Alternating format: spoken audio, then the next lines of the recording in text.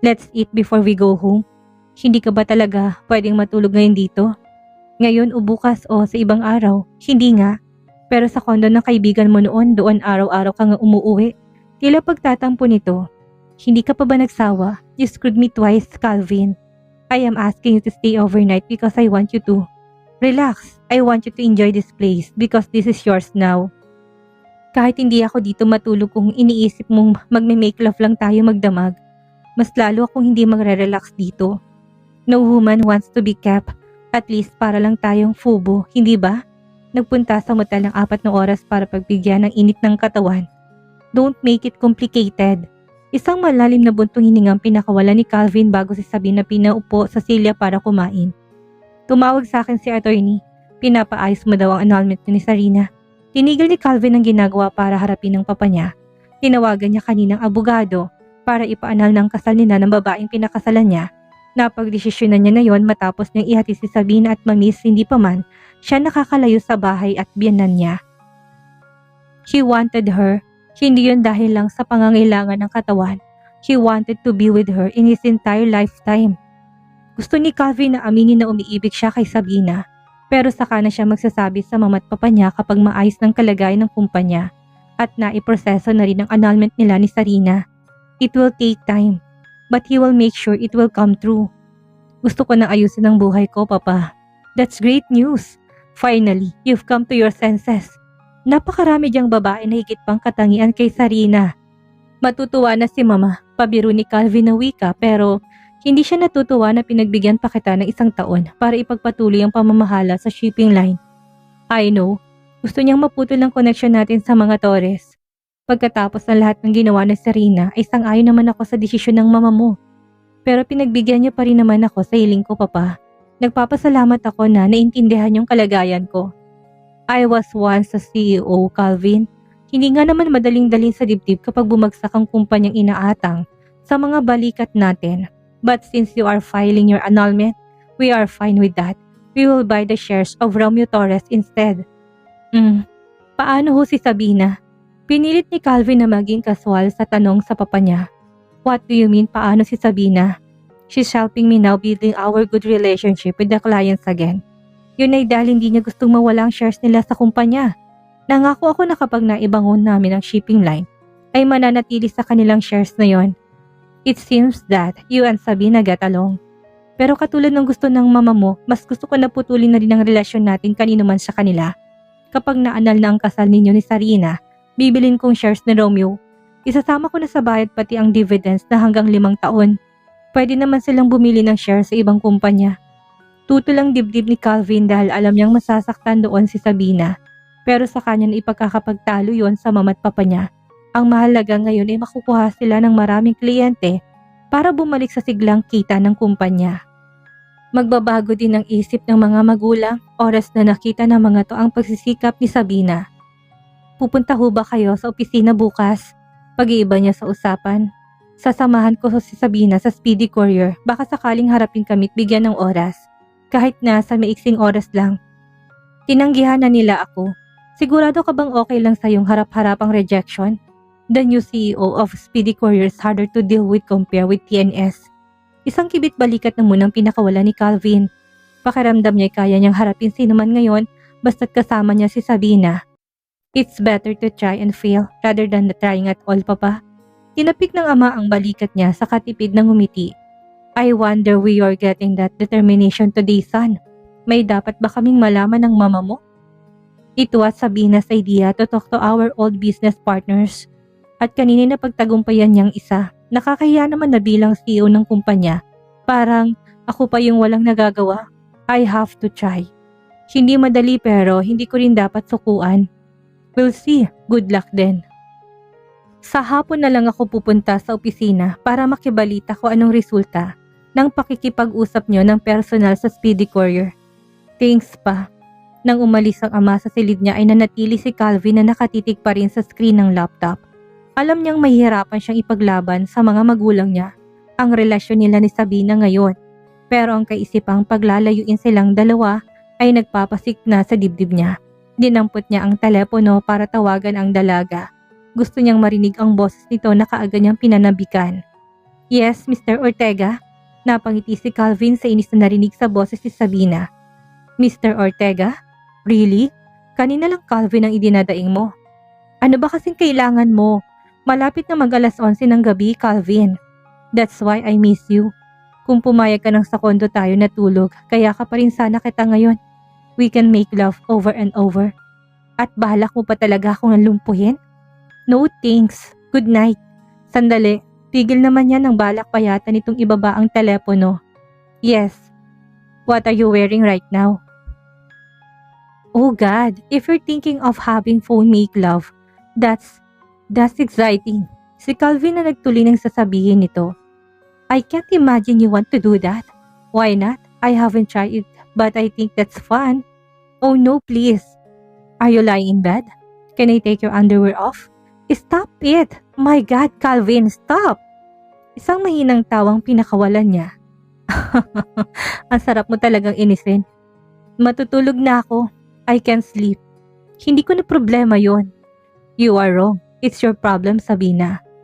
Paano ko naman naging problema yon? Dahil hindi ka pumayag na magkasama tayong matulog, siguradong bukas nagwawala na sa pananabik ang alaga ko. Ang bastos mo talaga. I'm just being honest. I want to be with you every hour of every day. Hindi ako pwedeng tumuloy sa kondo bukas. I need time to spend with my mother. You can't? Sige, tutuloy tayo sa Ortega Shipping bukas pagkatapos natin sa meeting. May mahalaga tayong gagawin sa opisina mo. Anong gagawin? You will find out tomorrow. Kung ako sa'yo, maiksing skirt ulit ang isusuot ko. Good night, Miss Torres. Nakangiti si Calvin na ibinaba ang telepono. Hindi niya mapaniwala ang nakikipagbiruan siya kay Sabina ng ganoon. At ang totoo ay hindi birong sinabi niya kay Sabina na nagwawalang alaga niya. He could feel his growing aching right now. Nagulat si Sabina hindi pa yata sumisikat ang araw ay may delivery ng bulaklak para sa kanya. May sulat lang ng pangalan niya pero walang ibang mensaheng nakalagay doon. At kilala niya ang sulat kamay kaya kagad niya inilagay sa bag dahil baka makilala pa ng mama niya. Will you stop sending flowers? Good morning, love. Ang aga namang sermon yan. Pumikit si Sabina para alisin ang kilig sa baritono pero malambing na boses ni Calvin.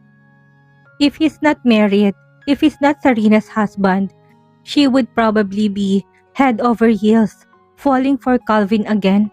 Pero hindi pa ba? Gusto mo ba talaga akong ipahama kay mama? I specifically instructed that the flowers will be handed straight into your room. Malalagot ang sinumang hindi susunod sa utos ko. Anong oras bang punta natin sa Speedy Courier? Pag-iiba ni Sabina sa usapan. I think we need to bring something. An expensive wine? Pen? Perfume? I think I still have one in my office. Ibig sabihin dadaan pa tayo sa opisina. Maaga kitang susunduin. Hindi mo na ako kailangan sunduin, Calvin. Sa opisina lang tayo magkita. Magta-taxi ka? No, I will pick you up. You don't have to. Marami pa akong gagawin dito sa bahay at hindi ko gustong naghihintay ka lang dito dahil maaga ka namang pupunta. Anong maraming gagawin sa bahay? You have maids. What are they supposed to do? Dalawa na lang ang katulong dito. Hindi ko na gustong dagdagan pa. Bakit? Nasaan ang isa pa? Umuwi na sa probinsya. Why didn't you tell me? Bakit ko pa sasabihin sa'yo? Hindi mo na kami responsibilidad dito sa bahay dahil may trabaho naman ako. I want you to live comfortably, Sabina. Kung kay Sarina nga na wala namang magandang ginawa sa pagsasama namin, hindi ko naman pinabayaan. Always remind yourself that I am not your wife, Calvin. Hindi ko nakakalimutan yun. Bakit pa kailangan nating pagtalunan to ang aga-aga? Dahil napag-usapan na natin kung hanggang saan lang ang susustentuhan mo. Pagdidiin naman ni Sabina. Si Sarina at si Mama lang ang pinangakuan mo. Huwag mo na akong idagdag pa. Ako ang bahalang umayo sa lahat ng problema namin dito sa bahay.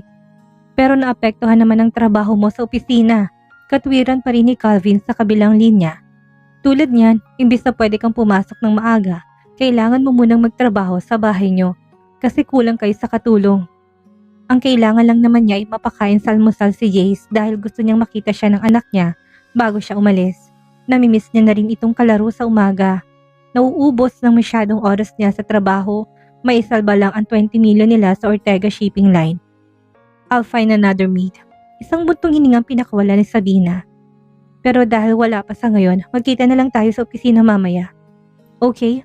Anong oras kita ipapasundo kay Manong? Umikot na lang ang mata ni Sabina sa iritasyon. Pero mabuti na ring driver na lang ito ang sumundo sa kanya kaysa si Calvin pa. 8:30. Okay then, see you. Nang ibaba ni Sabina ang telepono ay muli niyang tinabihan ng anak sa higaan. Minsan gusto niyang isipin, paano kaya kapag natuklasan na ni Calvin ang tungkol kay Jace? Bibigyan ba siya ng tsansa ni Calvin na mabuo ang pamilya nila? Iiwanan ba nito ng tuluyan si Jane? Kaya ba niyang palitan si Sarina sa puso ni Calvin? Natuwa siya ng 7:00 pa lang ay gising na si Jace. Nakaligo na rin siya dahil sinamantala talaga niyang tulog pang anak niya kanina. Ngayon ay buong atensyon ang maibibigay ni Sabina kahit sa loob lang 1.5 oras. Habang lumalaki si Jace ay mas lalo nitong nagiging kamukha si Calvin. Kung meron man siyang ipagpapasalamat sa pagkakamaling ginawa niya noon, yun ay si Jace. Kapag maayos na ulit ang sitwasyon ng kumpanya at kapag bumalik na si Sarina, sa bahay ng mama niya ibabalik silang mag-ina sa Canada. Masasaktan ulit ang puso niya sa paglayo kay Calvin pero mas gugustuhin niyang ilayo ang anak niya sa magulong buhay. Mamumuhay silang normal at masaya kahit na dalawa lang silang magkasama sa bahay. Hindi niya idadamay sa problema nilang lahat ang anak niya. Pagdating ni Sabina sa opisina nakahanda na si Calvin para sa susuyuin nilang dating kasosyo sa negosyo. Kung kinakabahan siya kahapon sa pagharap sa TNS, ngayon ay mas magaan ang pakiramdam niya. Kalmado rin naman si Calvin kung susuriin niya at mukhang sinuswerte nga sila sa araw na yon dahil nakaharap nila ang bago ring CEO ng Speedy Courier. Pinakinggan ang proposal nila na ibalik ang dating partnership ng dalawang kumpanya. Puno ng kumpiyansa si Calvin habang nakikipagpalitan ng idea sa kausap. Nakikinig lang siya sa tabi nito at nagsasalita lang kung hinihingi ni Calvin ang opinyon niya. Nang magustuhan ng CEO ang proposal nila, ay binigyan sila ng pagkakataon na maibalik ang serbisyo nila sa Speedy Courier. Nagkamayan ng dalawang batang CEO. Nakita ni Sabina ang tila emotional na mga mata ni Calvin na sinubukan nitong itago sa pilit ng ngiti. Pero hindi nakaligtas sa kanyang pangingilit ng luha na marahil ay sa labis na kasiyahan sa tagumpay nilang dalawa. Nang makabalik sila sa parking lot ay hindi kaagad ito binuksan ng kotse. Napigil din ang pagbukas niya sa pinto nang magsalita ito. Why does it seems that everything is falling into place? Ayaw mo ba? Hindi ba't ito naman ang goal natin? Ito rin naman ang goal ko noon. Hindi ni Sabina alam kung bakit nakaramdam siya ng guhit sa dibdib niya. Ibang emosyon ang nakikita niya ngayon kaysa kaninang nasa conference room pa sila. Hindi ba kompletong kasiyahan mo dahil hindi si Sarinang kasama mo ngayon? Napalingon sa kanya si Calvin na kanina nakatingin sana sa kawalan. Tuluyan niyang binuksan ang pinto ng kotse dahil hindi niya magawang salubungin ang mga mata nito. Sumakay na rin si Calvin pero hindi na nagsalita. Hanggang makarating sila sa opisina ay wala silang pinag-usapan dahil nagkunwari siyang tulog sa sasakyan. Hindi alam ni Calvin kung paano itatamang iniisip ni Sabina na si Sarinang nasa isip niya kanina. Kung sumasagi man sa isip niya si Sarina, yun ay dahil gustong-gusto niya nang maanalang kasal nila.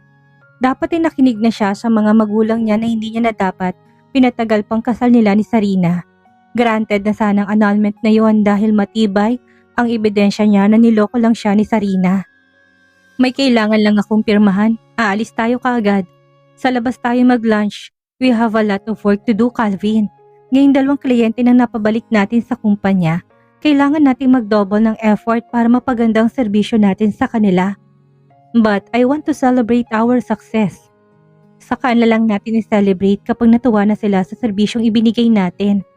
Marami rin akong tatapusing report kasi gusto kong umuwi ng maaga. Mabilis tong tumalikod sa kanya na hindi niya na nagawang habulin pa si Sabina. Makukuha lang nilang atensyon ng mga empleyadong makakarinig sa pag-uusap nila. Sa elevator ni Calvin na inabutan si Sabina, sumenya siya sa ilang empleyado doon na huwag sumabay. Nang sumarang elevator ay hinawakan niyang kamay nito. That wasn't about Sarina. It's none of my business, Calvin. Then why are you upset? I'm not upset. Puyat lang ako tapos maaga ako nagising kanina. Nagpahanap na ako kay Lindsay ng katulong sa agency. Bakit ikaw na naman ang namroblema sa katulong? Ang sabi ko ako na maghahanap, hindi ba? Irritable nitong sagot. Bumukas ng elevator kahit hindi na si Calvin nakapagsalita.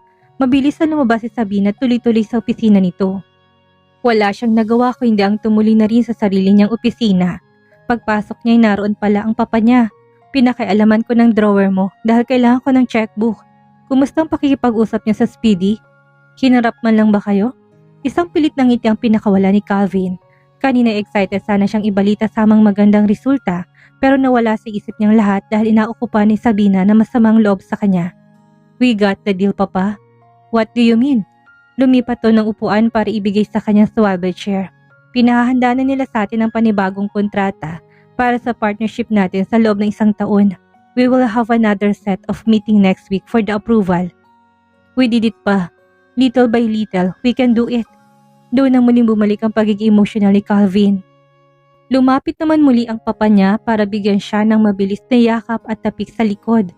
Good job, son. It was because of Sabina. She made the presentation better than we expected. No wonder TNS accepted her proposal even without me. Palagay ko kahit hindi ako sumama, mapapabilib din niya si Mr. Tan kanina. Gusto ni Calvin na i-build up si Sabina kahit sa papa niya na muna. Mainit pa rin ang dugo ng pamilya niya sa mga Torres at tsak siyang mahirapan siyang sabihin na si Sabina ang dahilan kung bakit gusto niya na ipa-annul ang kasal nila ni Sarina. I don't think so. Kaya kayo hinarap ng bagong CEO ay dahil CEO ka rin naman at personal ka na nagpunta doon kahit wala kang appointment. But if you happen to be an ordinary employee like Sabina, Mr. Tan won't listen to a single word you say. Hindi na si Calvin sumalungat dahil hahaba pang diskusyon nilang mag-ama. 12:30 na at tsak na nagugutom na si Sabina. Tinawagan niya si Lindsay para kuhanin ang mga dapat niyang pirmahan. Nagpaalam naman ang papa niya na iiwan siya dahil may lakad ito't ang mama niya. Lihim ni Calvin yun ipinagpasalamat. Kakausapin niya si Sabina na kayo ko ito't nabala sa kung anong inaanilsa sa financial report nang pumasok si Calvin sa opisina nito. Nilak niyang pinto at nanatili doon ng ilang sandali. Habang nakatitig siya sa mukha ni Sabina ay may kung anong pumasok sa balintataw niya na nanggaling sa nakaraan. Magkausap si Sabina at ang kaibigan nito habang palabas ng bahay dala ang mga maleta. Papunta na sa Canada si Sabina noong mga panahon na yon. Siguro naman malilimutan mo rin yung Calvin na yan pagdating mo sa Canada. Muling nagsikip ang dibdib ni Calvin sa ala-alang yon. Sa loob ng ilang taon ay ngayon niya lang naalala na may gusto sa kanya si Sabina noon. Hindi na siya nagkaroon ng pagkakataon na itanong yon dahil asawa niya na si Sarina. At ngayon ay natatakot pa rin siyang itanong yon kay Sabina. Wala pa naman siyang maipapangako dahil sisimulan pa lang niya ang pagpapawalang bisa sa kasal nila ni Sarina. Sapat na muna sa kanya na magkasama sila ngayon. Nakalapit na siya't lahat hindi pa rin inaangat ni Sabina ng ulo para tingnan siya. Nahagip naman ng mata niya ang biskwit at tubig sa gilid ng mesa nito. Huwag mo sabihing balak mong gawing tanghalian ng biskwit na yan, Miss Torres. Tinukod ni Calvin ang 2 kamay sa mesa at niyuko ito. I'm on a diet. What kind of diet? Because I'm on a diet too. Dahil hindi pa rin siya tinitingnan ni Sabina ay lumipat si Calvin ng pwesto. Nasa kanang bahagi niya si Sabina at ipinatong ang braso sa sandalan ng upuan nito.